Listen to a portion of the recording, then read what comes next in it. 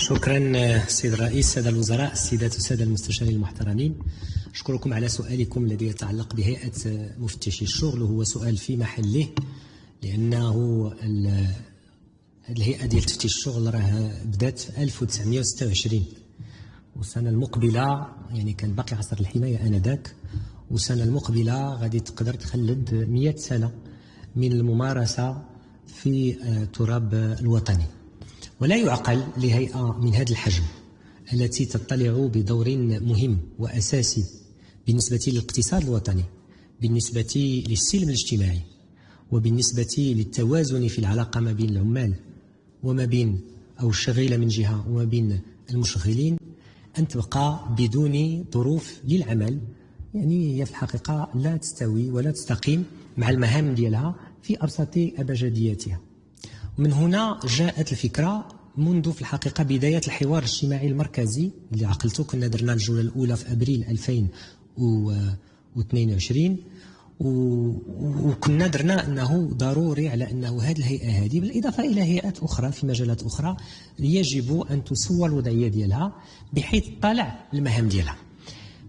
هادشي ما درناهش فقط من أجل الرمزية، درناه كذلك لأن المهنة ديال مفتش الشغل هي مهنة مؤطرة بعد قانونا من خلال الفصل الخامس من المدونة ديال الشغل، وثانيا لأنه واحد المهنة مؤطرة بشكل معياري عبر الاتفاقيات الدولية أو المعايير الدولية اللي جابتها المنظمة الدولية للشغل.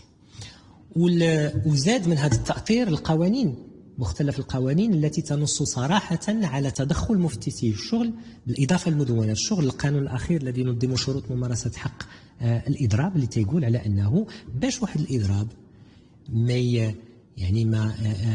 ما يمشيش بعيد وخص يكون مثلا الصلح او التصالح، كنعطيو هذه الامكانيه لمفتش الشغل باش تيدخل وباش تيقدر يقرب ما بين وجهات النظر ما بين المضربين وما بين يعني الجهه الداعيه للاضراب، سمحوا لي، وما بين المقاوله او رب المقاوله او المشغل بصفه عامه، باش يقدر يقرب وجهات النظر، لان الا ما وقعش الاضراب يكون احسن للجميع، خصوصا اذا كانت واحد المطالب مشروعه اللي خصها يستجاب لها.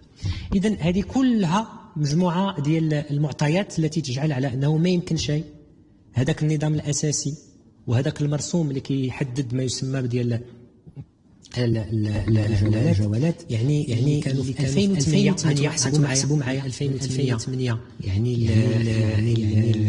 يعني دابا داخلين 17 عام انه الوضعيه ديال هذه قد وكانها يعني ما كان ولا شيء تغييرات، خصوصا ولانه العدد ديال المقاولات اهم، والاشكاليات اللي تطرحها هي اكبر وكثير، وعددنا عدد من الازمات الاقتصاديه والاجتماعيه. ما يمكنش الناس يبقاو يخدموا في هذا.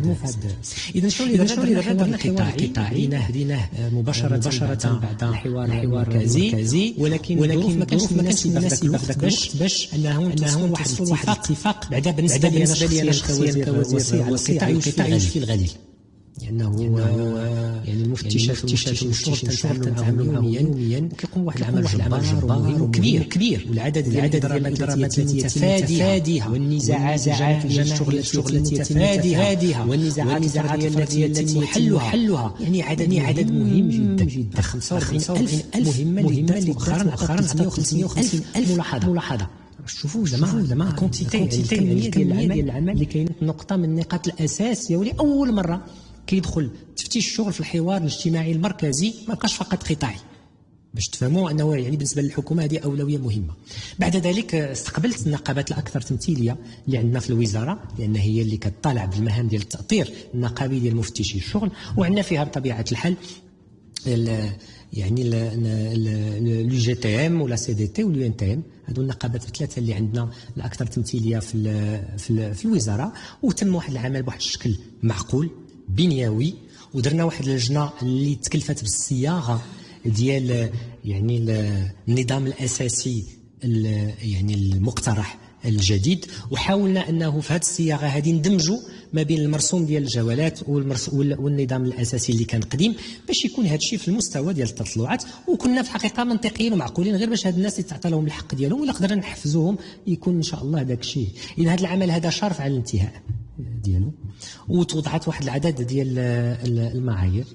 وكيف ما كان الوعد ديالنا في الحكومه في الحوار الاجتماعي المركزي، جا الوقت دابا باش هذا العمل هذا غادي تبت فيه الحكومه بشكل نهائي ان شاء الله، باش نقدروا يكون واحد الجواب ان شاء الله يكون في المستوى ديال التطلعات ديال هذه الفئه هذه. غنزيد على هذا الشيء انه 30% ديال الميزانيه ديال الوزاره راه تم تخصيصها لتحسين شروط ديال العمل ولا سيما ديال المفتشين الشغل. ما ننساش الاطباء والمهندسين اللي عندنا حتى هما سميتو.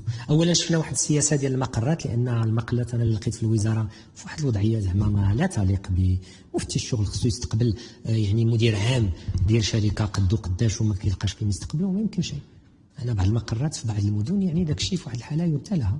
فدرنا، انا كلفت المدير الموارد البشريه والكاتبه العامه انهم يديروا واحد الجوله في المغرب باش يشوفوا جميع المقرات ويديروا السرد ديالها. واتفقنا مع وزاره الماليه في اطار البرمجه ثلاثيه السنوات اننا يعني نتغلبوا على هذا الموضوع تدريجيا. كذلك عالجنا بعض الاشكاليات التواصليه اللي كانت مباشره وانيه. لا يعقل مفتش الشغل خصو كيهز الطوموبيل ديالو، خصو يخلص فيها ليسونس ديالو، واش الطريق من فاس حتى الميسور على حسابه باش يدير لانسبكسيون لواحد المعمل ولا لواحد يعني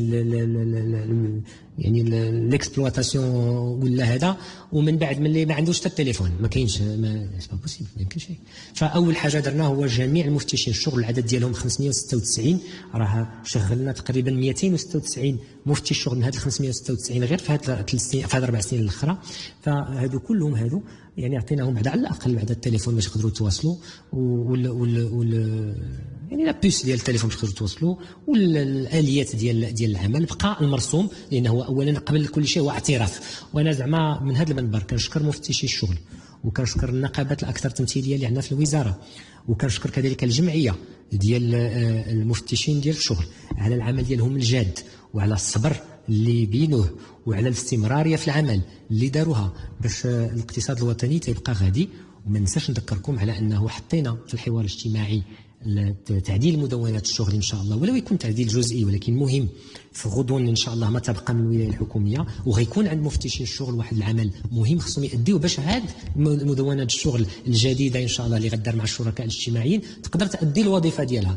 اذا على الاقل يعني اضعف الايمان اننا نعترفوا لهذ الناس بالحقوق ديالهم، وهي قضيه ان شاء الله يعني في القريب العاجل بعد ما استكملنا العمل مع اللجان اللي قامت بواحد الدور مهم معقول منطقي.